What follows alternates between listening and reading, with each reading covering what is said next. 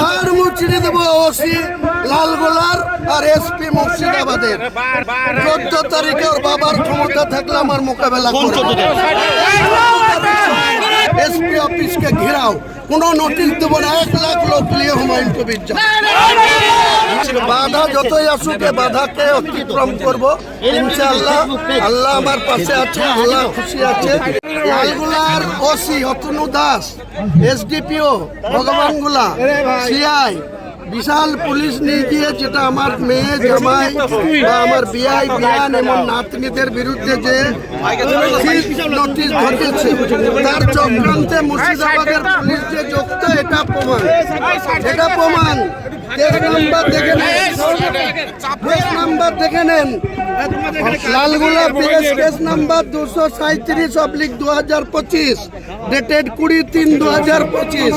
এই কেসটা জিয়াউর রহমান আসামি জিয়াউর রহমান কোর্ট থেকে বেলে আছে।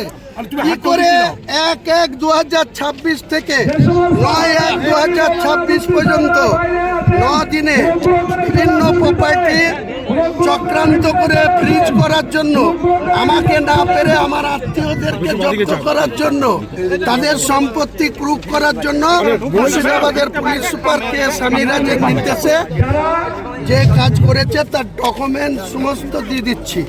15 কোটি, কালকে আপনারা দেখাচ্ছিলেন 10 কোটি 73 লক্ষ, কিন্তু আমার কাছে প্রুফ আছে তাদের অ্যাসেসমেন্ট করেছিল 15,53,60,697 টাকা 10 পয়সা। এবং তিনি 21-1-2026 এখান থেকে সেন্ট্রালের ফাইন্যান্স দপ্তরকে এই সম্পত্তি প্রুফ করার জন্য তাদের প্রুফ করার অর্ডারটা দেখাতে বলুন। আর হার মুছিয়ে দেবো ওসি লালগোলার আর এসপি মুর্শিদাবাদের 14 তারিখে ওর বাবার ক্ষমতা থাকলে আমার মোকাবেলা করবে। এইসবের জন্য ক্ষমা চাইবে, তারপরে মমতা ব্যানার্জি এসপিকে 14 তারিখ বেলা 11টা থেকে 1টা এসপি অফিসকে ঘেরাও, কোনো নোটিশ দেবো না, 1 লাখ লোক নিয়ে হুমায়ুন কবির যাও।